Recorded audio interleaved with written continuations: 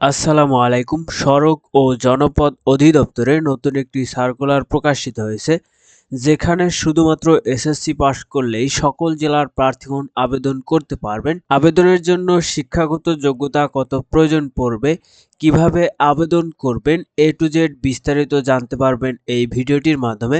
ভিডিওটি ধৈর্য সহকারে সম্পূর্ণ দেখার অনুরোধ রইল। তার আগে ছোট্ট একটি রিকোয়েস্ট, যদি বিডি জব ইনফো চ্যানেলে নতুন হয়ে থাকেন, চ্যানেলটি সাবস্ক্রাইব করে দিবেন এবং পাশে থাকা বেল বাটনটি অল করে দিবেন, যাতে পরবর্তীতে কোনো নিয়োগ বিজ্ঞপ্তি প্রকাশিত হলে সবার আগে দেখতে পারেন। তো বেশি কথা না বাড়িয়ে চলুন নিয়োগ বিজ্ঞপ্তিটি দেখা যাক। এখানে নিয়োগ বিজ্ঞপ্তিটি দেখতে পাচ্ছেন, সড়ক ও জনপথ অধিদপ্তরের নিম্নবর্তিত শূন্য পদে সম্পূর্ণ অস্থায়ী ভিত্তিতে নিয়োগের জন্য বাংলাদেশের প্রকৃত নাগরিকদের নিকট হতে অনলাইনে দরখাস্ত আহ্বান করা যাচ্ছে। অনলাইন ব্যতীত কোনো আবেদন গ্রহণ করা হবে না। তো এখানে প্রথমেই যে পদটি রয়েছে দেখতে পাচ্ছেন সার্ভেয়ার। এখানে ৯টি পদসংখ্যা রয়েছে। বেতনের স্কেল ১০,২০০ থেকে ২৪,৬৮০ টাকা পর্যন্ত। ১৪তম গ্রেডের চাকরি। ১৮ থেকে ৩২ বছর হলে আবেদন করতে পারবেন। তবে বিভাগীয় প্রার্থীদের ক্ষেত্রে ৪০ বছর পর্যন্ত বয়সসীমা শিথিলযোগ্য।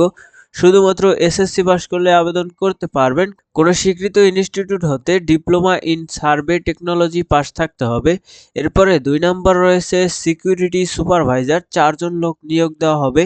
৯,৭০০ থেকে ২৩,৪৯০ টাকা বেতনের স্কেল।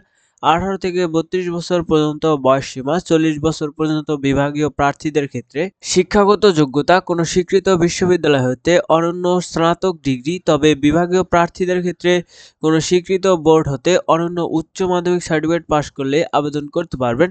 অভিজ্ঞতা সম্পন্ন বিভাগীয় প্রার্থীদের অগ্রাধিকার দেওয়া হবে। Bangladesh fire service and civil defence academy হতে যে কোনো অফিসার্স বা অগ্নি নির্বাপন সম্পর্কিত প্রশিক্ষণ কোর্স থাকলেও আবেদন করতে পারবেন। এরপর ৩ নম্বর রয়েছে ইঞ্জিন চালক। ১৬ জন লোক নিয়োগ দেওয়া হবে। ৯,৭০০ থেকে ২৩,৪৯০ টাকা বেতনের স্কেল। ১৫তম গ্রেড। এখানে শিক্ষাগত যোগ্যতা শুধুমাত্র এসএসসি পাস করলে আবেদন করতে পারবেন। অভিজ্ঞতা সম্পন্ন বিভাগীয় প্রার্থীদের অগ্রাধিকার দেওয়া হবে। এরপর ৪ নম্বর রয়েছে ওয়ার্ক অ্যাসিস্ট্যান্ট। ৫২ জন লোক নিয়োগ দেওয়া হবে। ৯,৩০০ থেকে ২২,৪৯০ টাকা বেতনের স্কেল। গ্রেড ১৬তম গ্রেড। ১৮ থেকে ৩২ বছর পর্যন্ত বয়স সীমা। শিক্ষাগত যোগ্যতা উচ্চ মাধ্যমিক সার্টিফিকেট পাস করলেই এখানে আবেদন করতে পারবেন। সংশ্লিষ্ট ক্ষেত্রে অভিজ্ঞতা সম্পন্ন প্রার্থীদের অগ্রাধিকার দেওয়া হবে। এরপর রয়েছে নিরাপত্তা প্রহরী সিকিউরিটি গার্ড। এখানে সবচেয়ে বেশি জনবল নিয়োগ দেওয়া হবে। ১৬০ জন লোক নিয়োগ দেওয়া হবে।